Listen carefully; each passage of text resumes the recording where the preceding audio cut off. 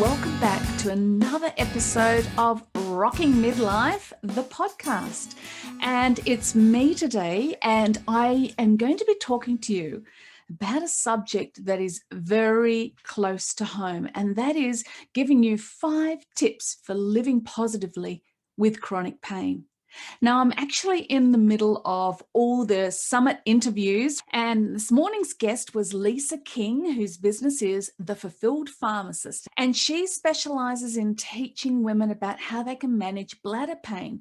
It's an area that we actually don't talk about very much, but it is an area that many women in particular suffer from, and I'm one of them. And as we talked, and I shared my story and she was sharing her story because she's experienced it too, which is what made her research it more, is that, she stopped partway and she said, Kat, I just want to congratulate you on being someone who's still out there and doing things and hasn't let this pain you live with overwhelm you. And I thought, wow, that was really kind of you to say that. But I also know that I judge myself a certain way, and it certainly doesn't feel that way. I feel so much like people see me as a flake or as, someone who just doesn't have it together because the amount of things I have to cancel sometimes because of what I live with. But what I thought, though, is I would therefore jump on and just offer some encouragement today for others who live with the same type of situation. You live with chronic pain in your life. My husband lives with chronic back pain after back surgery that went wrong. I live with chronic pain. I have interstitial cystitis, which is an immune disorder now. It affects the bladder. It mimics the pain of urinary tract infection. As well, I get crippling pelvic pain right across the pelvic area. And what's interesting is the research coming out now is connecting interstitial cystitis or painful bladder syndrome with potential nerve damage. And it's interesting because all of this happened after I had a very long and complicated hysterectomy many years ago. So we're thinking that's what's triggered things. So living with chronic pain, it's debilitating. There's no way around it. It's debilitating. And I know that some people have flare-ups like I do, where it'll be worse at times and other times not so much. Some people, it's just relentless.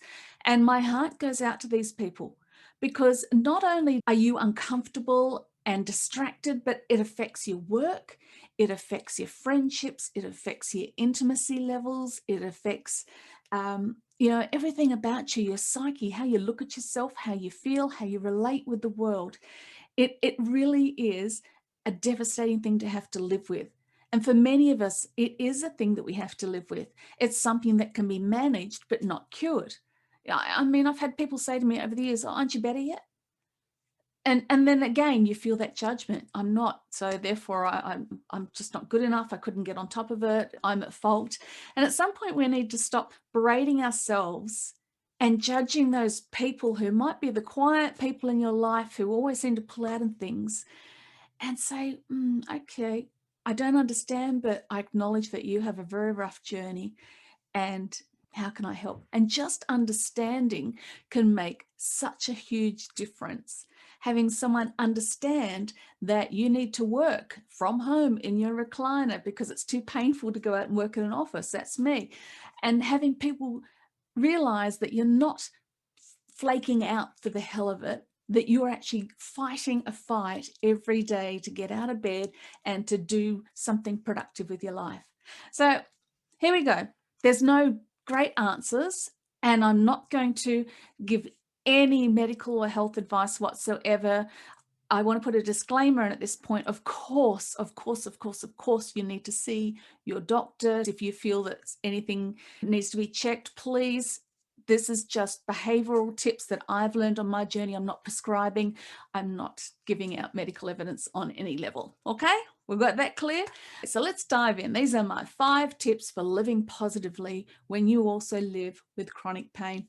So number 1, it's an odd one. It is to reject and to accept. So I have found that when I finally, it took so much time to find out what it was that I actually had, or to give it some kind of name. And which was interesting because Lisa, the fulfilled pharmacist, was saying to me that with this particular condition, interstitial cystitis, it can take 7 years and 7 doctors apparently to actually be diagnosed. It's one of those sort of tricky, vague ones. And we hear about other ones like that too, like chronic fatigue, like fibromyalgia. They're kind of umbrella terms, but the symptoms under each can present quite differently from person to person. Now, excuse me, I have to have a drink of water because that's one of the side effects of my medication. So whenever I get up to speak, my condition impacts me that way too, and then my mouth is so dry. So yeah, it's amazing. Every little thing that you can think of gets affected in some way. But reject and accept. So I found that once I had some type of framework, some kind of idea of what I was dealing with, I actually found that a bit of a relief. And I accepted that prognosis. I didn't go all this whole, I'm not accepting it, I'm not taking it, or whatever of faith and all that business. I actually accepted, okay, this is it. But then I also rejected in some ways too. And I rejected the fact that this would actually define me. And I was now Cat with this autoimmune disorder. And that was my tag, my life from now on. So yeah, so the faith part of me is going, I actually do reject this, but at the same time, I'm not denying its appearance in my life. I'm not denying what it is, but I'm also not letting it define me as a person. So while I manage it and while I have to change things in my life to live with it, like I said, I'm not branded as Cat, the chronic pain sufferer. I don't wear this little badge that I wear every day for the whole world to know. So I reject being labeled by this disease. I reject this disease defining who I am as a person. And I'm very clear, even on my lowest days, that I still reject that. I'm battling this thing that I understand, I accept it's in my life, but I'm not letting it define me. So that's my number one tip.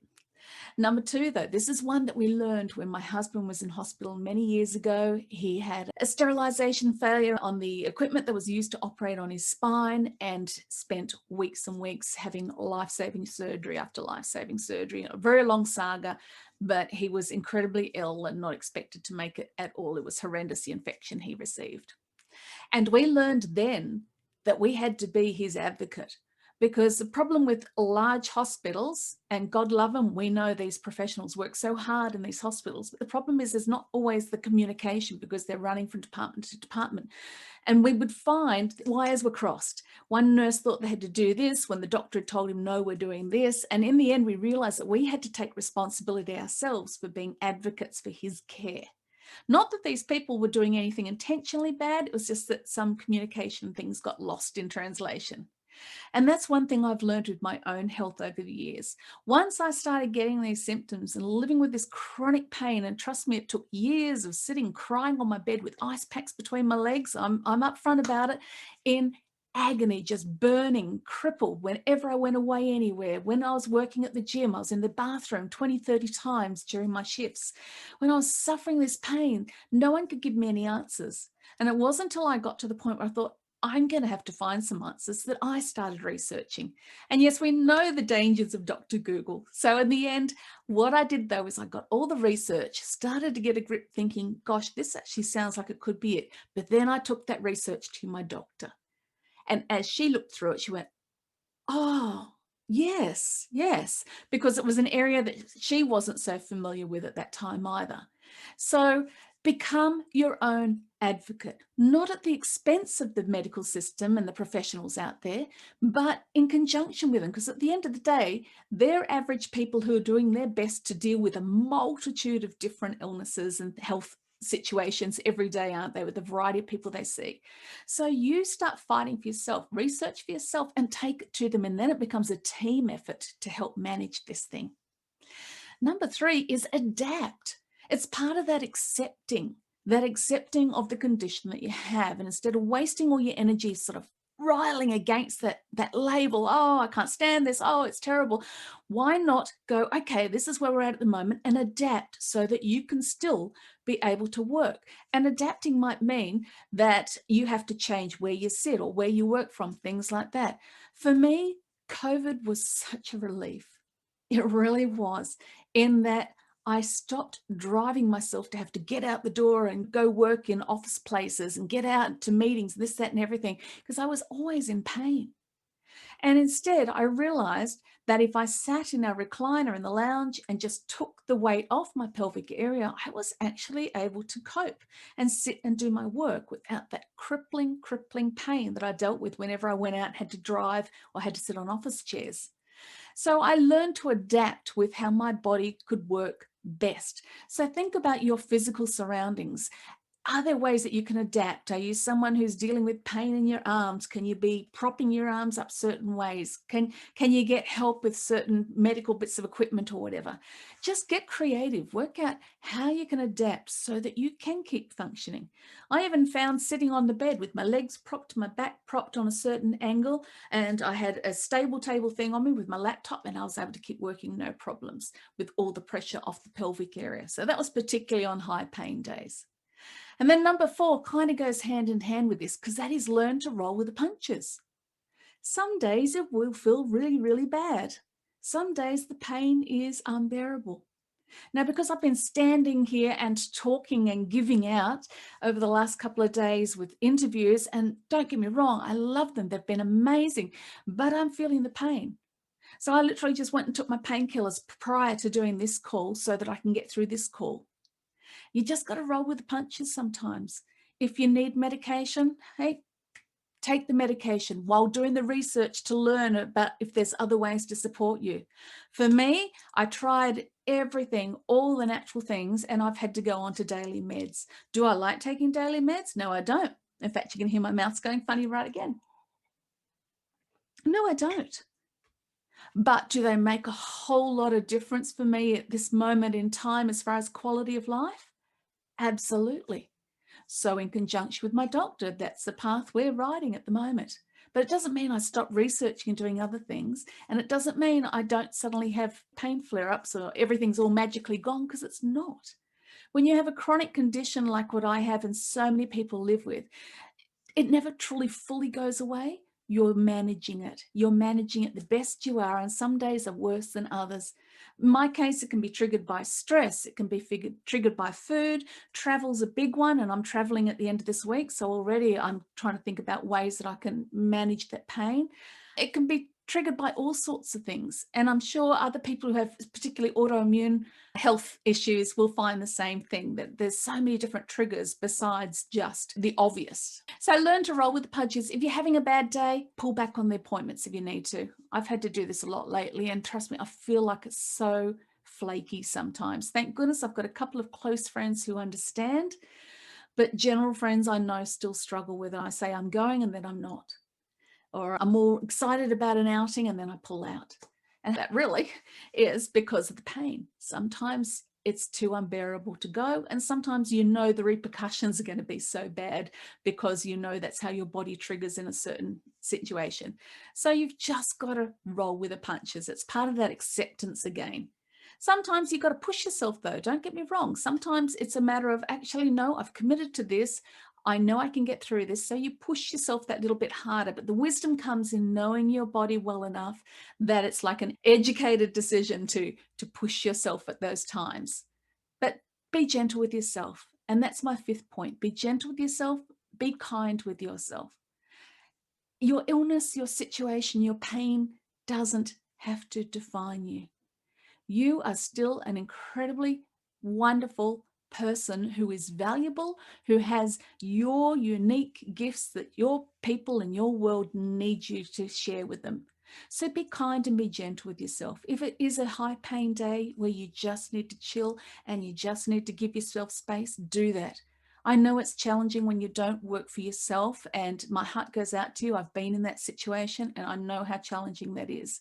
So that means when you do have that downtime, you are so protective of it. And you are so protective of letting yourself recover and recoup and just do what you need to do.